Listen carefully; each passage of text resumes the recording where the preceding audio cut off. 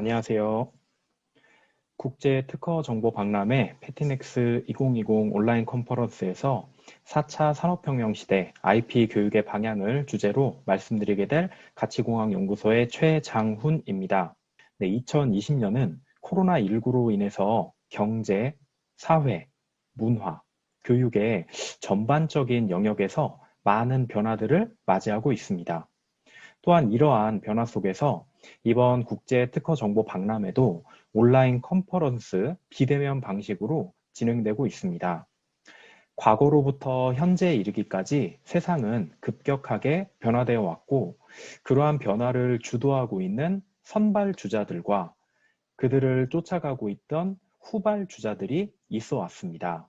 그리고 이들의 노력이 모이고 모여서 인류는 새로운 변화를 맞이하게 되었고, 그 변화는 긍정적으로나 부정적으로 현재 우리의 삶에 영향을 주고 있습니다. 4차 산업혁명 또한 그러한 변화의 한 부분이 될 것이고, 과거 1차부터 3차 산업혁명이 그러했듯이 인류 역사의 한 켠으로 남게 될 것입니다. 저는 이번 국제 특허 정보 박람회에서 4차 산업혁명 시대 IP 교육의 방향에 대해서 말씀드리고자 하며, 결론부터 말씀드리면 비단 4차 산업혁명 관련된 이슈뿐만이 아니더라도 거대한 변화의 흐름에 대비하기 위해서 또는 그 변화를 선도하기 위해서는 그 변화의 흐름에 맞춘 교육 또한 필요하고, 그 교육도 변해야 한다라는 것을 말씀드리고자 하며, 그중 IP 교육은 어떤 방향으로 나아가야 할 것인가, 그 방향성에 대해서 제안을 드리고자 합니다. 최근 한 예능 TV 프로그램에서 귀가 움직이는 토끼 모자의 발명가가 등장했었습니다. 아마 이 연설을 들으시는 대상자분들께서도 익히 알고 계시는 바로 그 모자인데요. 귀가 움직이는 토끼 모자는 2018년부터 2019년에 이르기까지 여러 유명 인사들, 연예인들이 착용하고 드라마와 방송에 등장하면서 선풍적인 인기를 누리게 되었습니다. 하지만 이 모자를 발명한 발명가는 5천만 원에서 6천만 원 정도의 이익을 얻은 것이 전부였다라고 이야기하고 있고요. 오히려 이 아이디어를 모방해서 생산한 쪽에서 더 많은 수익을 내었다는 이야기를 예능 프로그램을 통해서 전했습니다. 아쉽게도 이 발명가는 이 모자에 대한 특허를 내지 않았던 것입니다. 지식재산은 작은 아이디어로부터 시작됩니다. 토끼 모자는 에어펌프를 이용해서 손잡이 부분을 누르면 토끼의 귀 모양이 위쪽으로 서게 되고, 손잡이 부분을 누르는 동작을 멈추게 되면 토끼의 귀 모양이 다시 아래쪽으로 내려오는 방식으로 작동하게 됩니다. 그렇다면 이 토끼 모자에 대한 아이디어, 즉 발명을 조금 늦었지만 이제라도 특허를 출원하면 되지 않을까? 라는 의문을 가지실 분들도 있으실 거라고 생각합니다. 그 이유에 대해서 생각을 해보면 누가 발명했는지 확인할 수 있는 증거가 명확하다라는 것이고요. 그리고 발명가의 이익이 훼손되고 있기 때문이기도 합니다. 하지만 이는 특허의 등록 요건 중에서 신규성을 상실하였기 때문에 불가하다고 하겠습니다. 특허 제도는 새로운 발명을 한 자에게 새로운 발명을 공개한 대가로 독점 배타권을 허여하게 되고요. 공개된 발명의 이용 및 실시를 통해서 산업 발전에 이바지하는 데에 목적을 두고 있습니다. 신규성이라고 하는 것은 출원된 발명이 그 출원 전에 일반인에게 알려져 있거나 이용 가능하게 되지 않고 새로운 것이어야 한다라는 특허 요건을 의미합니다. 비록 내가 개발하고 내가 대중에 공개했더라도 이미 공개된 발명이기 때문에 신규성을 상실하였고, 따라서 특허 등록 요건에 위반되는 사례에 해당한다고 하겠습니다. 귀가 움직이는 토끼 모자의 사례와 같이 우리 주변에 존재하는 대부분의 물건들에는 지식재산이 관여되어 있습니다. 지식재산을 통해서 정당한 이익을 보장받을 수도 있지만, 반대로 지식재산을 잘 알지 못했기 때문에 정당한 이익을 누릴 수 없게 될 수도 있다는 것이죠. 따라서 지식재산 교육은 한 개인의 삶에 있어서도, 기업의 경영에 있어서도, 그리고 국가의 발전을 위해서도 필수적이라고 하겠습니다.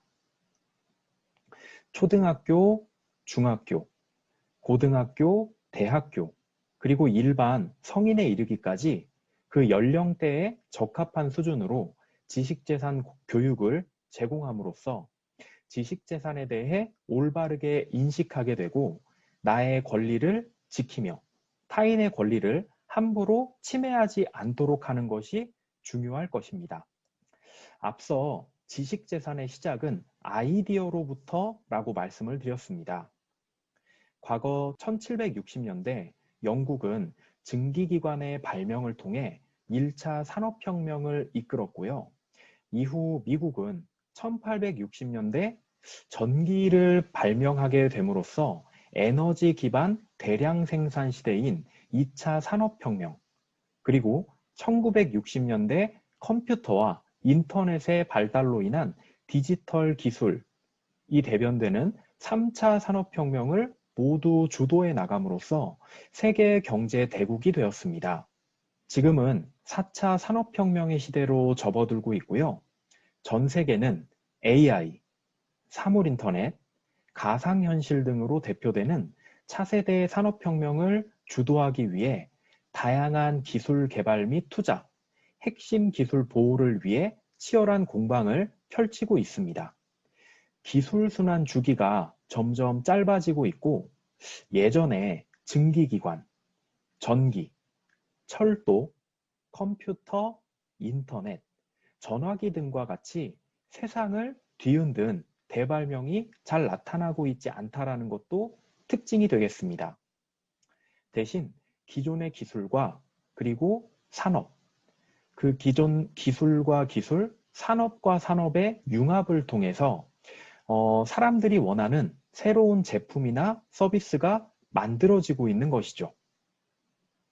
과거보다 빠른 속도로 다양한 분야에서 동시다발적인 변화가 일어나고 있습니다. 최근 다중이용시설, 공공기관 등에서 사용하고 있는 체온 측정 장치의 사례도 앞서 설명드린 변화와 맞물릴 것입니다. 사람이 해야만 하던 일들을 기계 장치가 대신하고 있다는 것이죠. 또한 코로나19라는 전염병 상황에서 비대면에 대한 중요성이 심화되고 있는 가운데 이러한 장치를 필요로 하는 곳들이 많아지게 되었습니다.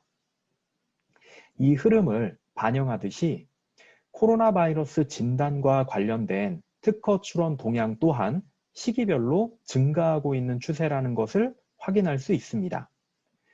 비대면 체온 측정을 위해서 레이더 기술을 사용한다라든지, 발열체의 온도를 측정하고 이를 컴퓨터가 판독하는 방법이라든지, 비접촉 체열 측정 장치에 의한 출입 통제 장치라든지, 비접촉 체온 측정의 정확도를 향상시키기 위한 방법이라든지, 이런 다양한 방식으로 코로나19의 감염과 확산을 방지할 수 있고 진단할 수 있는 방법들이 지식재산으로 만들어지고 있습니다. 앞서 살펴본 바와 같이 영국은 산업혁명을 일으켜 경제적 부흥을 이루었습니다. 왜 산업혁명은 영국에서 시작된 것일까요? 여러 가지 이유가 있겠지만 그 중 하나가 바로 특허가 될 것입니다. 특허의 개념은 15세기 이탈리아에서 창안되었습니다. 당시 이탈리아에서는 무너진 동로마 제국의 과학자들을 유입하기 위해서 새로운 아이디어를 내는 사람들에게 독점 사업권을 주게 됩니다. 이러한 시도는 기술을 가진 사람들을 모이게 만들었고 이들은 새로운 사업을 벌이기 시작하게 됩니다. 그리고 이 제도를 적극적으로 활용한 나라가 바로 영국이었습니다. 1624년 영국에서는 발명가에게 독점권을 주기 시작했고 이로 인해 사람들은 아이디어가 돈과 직결된다는 사실을 알게 되었습니다. 대표적인 예로 1769년 제임스 와트는 증기기관 특허를 취득한 덕분에 엄청난 부를 축적할 수 있게 되었고 이후 유럽 곳곳에서 수많은 발명가가 영국으로 몰려들어서 산업혁명의 꽃을 피우게 됩니다. 아마존, 구글, 애플과 같은 글로벌 경제의 선두권을 차지한 기업들은 대부분 미국에 있습니다. 미국 또한 1787년부터 건국 헌법에 특허 보호를 명시하고 강력한 특허 제도를 운영하고 있습니다. 또한 1980년대 이후 강한 특허를 확보하기 위한 노력을 통해서 무형 자산을 경쟁력의 원천으로 삼게 되었고 이러한 환경을 바탕으로 1990년대 말부터 정보통신, IT 기업들이 잇따라 창업에 나서면서 지금의 세계적인 기업들로 성장하게 됩니다. 4차 산업혁명 시대, 다양한 기존 기술과 산업들이 융합되고 그로 인해 새로운 부가가치가 창출될 가능성이 높아지고 있는 만큼 지식재산의 중요성은 날로 심화될 것이며 따라서 향후 지식재산은 과거에도 그러했듯 한 개인의 성장뿐만 아니라 기업의 경쟁력, 나아가 국가의 발전에 이바지할 수 있다고 하겠습니다. 따라서 지식재산 교육은 어느 한 연령대에 국한된 것이 아닌 그리고 특정 업무를 수행하는 사람들에게만 필요한 것이 아닌 나이, 직업, 성별에 관계없이 교양처럼 접할 수 있도록 하는 것이 필요할 것입니다.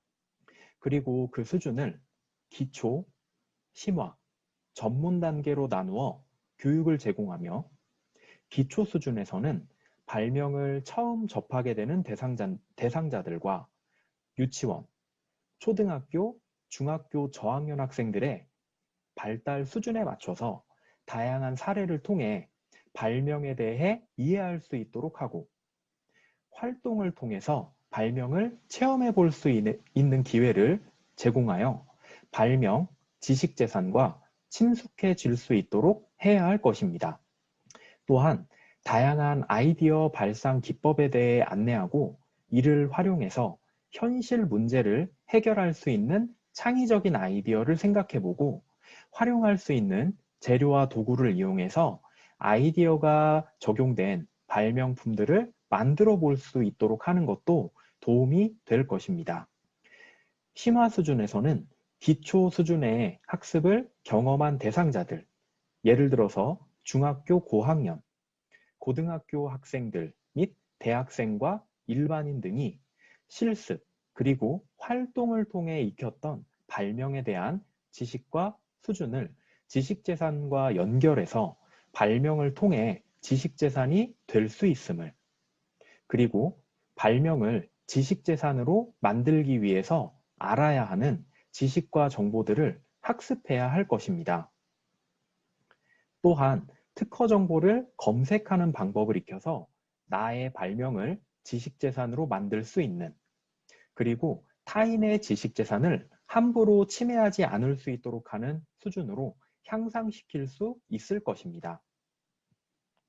마지막으로 전문 수준에서는 기초 심화 수준과 연계하여 보다 깊이 있게 지식재산을 알고자 하는 의지가 있는 대상자들에게 지식재산의 제도에 대해서 그리고 자신의 아이디어를 바탕으로 지식재산을 실제 추론해보는 경험을 교육을 통해 제공할 수도 있을 것입니다.